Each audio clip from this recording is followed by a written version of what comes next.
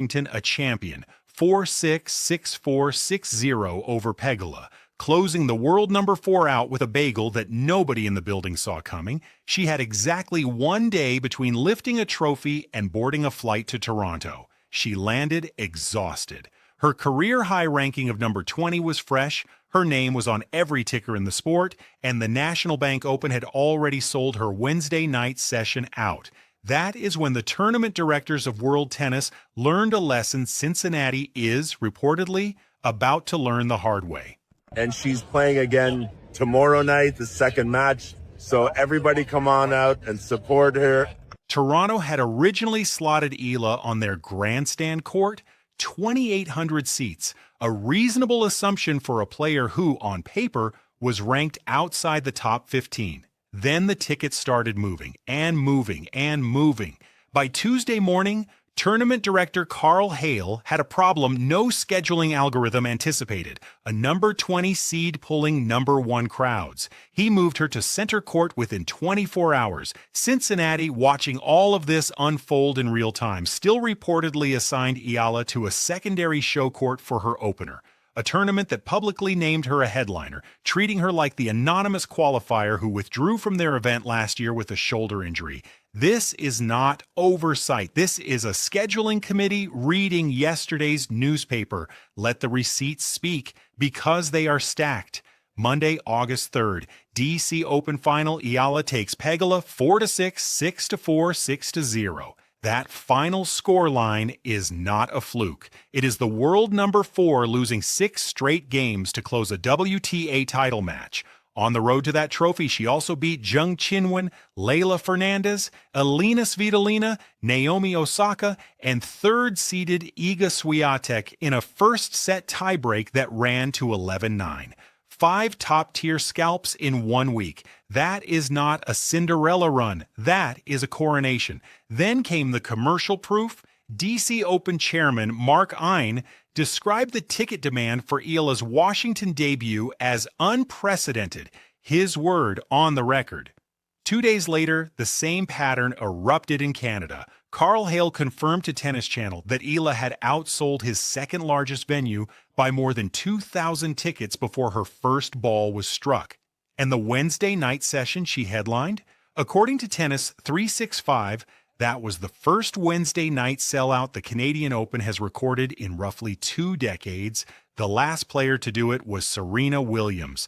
Read that sentence again. A 20-year-old from the Philippines is being compared on ticket sales to prime Serena. For the Filipino fans who have been screaming this into the void for 2 years, the ones who flew to Miami, filled the DC stands, and turned Toronto's night session into a home game, the world is not catching up to Eala. The world is catching up to what you already knew. Your instincts were the market signal. The tournaments are just now reading the tape, which is what makes Cincinnati's reported decision so difficult to explain. This is the same tournament whose own press release singled Eala out as a Philippine trailblazer with, quote, ardent, raucous fans in the stands. They marketed her as a superstar in writing, and if the leaked order of play holds, they are about to schedule her like a wild card entrant. Now consider what Cincinnati has been dealing with. Federer publicly criticized their court speeds this season. Tournament president Bob Moran had to issue a rebuttal. Their £200 million renovation has already been called out by tennishead.net for not solving the tournament's underlying problems. Their 2025 edition lost Draper, Badosa, Zheng, Dimitrov, and Eala herself to withdrawals. This is a tournament with a documented pattern of unforced errors, and the reported court assignment for the biggest new draw in women's tennis fits that pattern with terrifying precision. Monday, TA champion. Wednesday, Serena tier sellout. The following Monday, reportedly assigned to a side court. The compression alone is the story.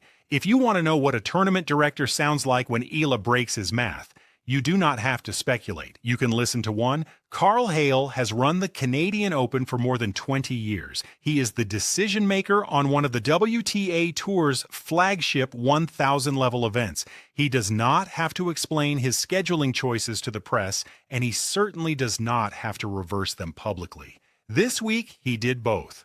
On Tennis Channel on the Record, he confirmed that his 2,800-seat grandstand could not physically hold the crowd Eala had already sold, a number that had climbed past 5,000 tickets before her opening match. So he moved her up. That is not a compliment. That is a confession. A rival tournament director publicly admitted his arena was too small for a player Cincinnati is reportedly about to bury on an outer court. The warning to Bob Moran and the Cincinnati Scheduling Committee is not subtle. It has been broadcast, transcribed, and posted. There is no version of this where Cincinnati can claim they did not see it coming. This is where the story stops being about one court and starts being about an entire sport recalibrating. The WTA has never had to build infrastructure around a genuine Southeast Asian superstar. It has now. Every tournament between here and the Australian Open in January is going to face the same question Cincinnati is facing this week. Do you schedule Alex Eala by her ranking of number 20 or by her ticket sales, which are pulling Serena Williams comparisons in Canada? Get that wrong and you become the next case study.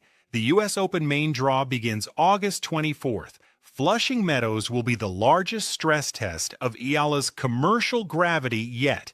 And how Cincinnati handles this week directly shapes the USTA's court assignments in New York. Then comes Wuhan, then Beijing, then the year-end swing. Every scheduling committee on tour is watching what Cincinnati does next, because if Bob Moran's team fixes this before Wednesday, it becomes a template.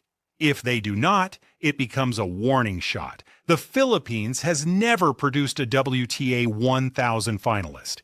If Eala runs deep in Cincinnati from a reportedly buried court assignment, it does not just become her origin story. It becomes the origin story of Filipino tennis for the next decade. 7 months ago at the 2026 Australian Open, Alex Eala walked onto her first Grand Slam main draw match, won the opening set 6-love against Alicia Parks, and then lost the next two under a barrage of 12 Parks aces, 0-6, 6-3, 6-2. Her slam debut ended in a locker room, not a press conference.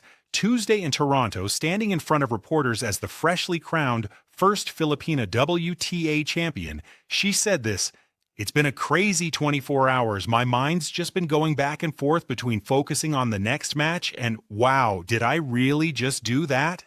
No script, no polish, just a 20-year-old still processing the fact that she went from being outclassed in Melbourne in January to bageling the world number 4 in Washington in August. 7 months? That is the timeline. Cincinnati did not schedule Alex Eala. They scheduled the version of her who withdrew from their tournament last year with a shoulder injury. They scheduled a player whose ranking has not caught up to her demand curve. They scheduled a name they marketed as a trailblazer and then reportedly treated as a footnote. 2,800 seats versus 5,000 tickets. A Wednesday night that only Serena Williams has previously delivered. A world number 4 bageled on a Monday afternoon. And now a side court assignment that a rival tournament director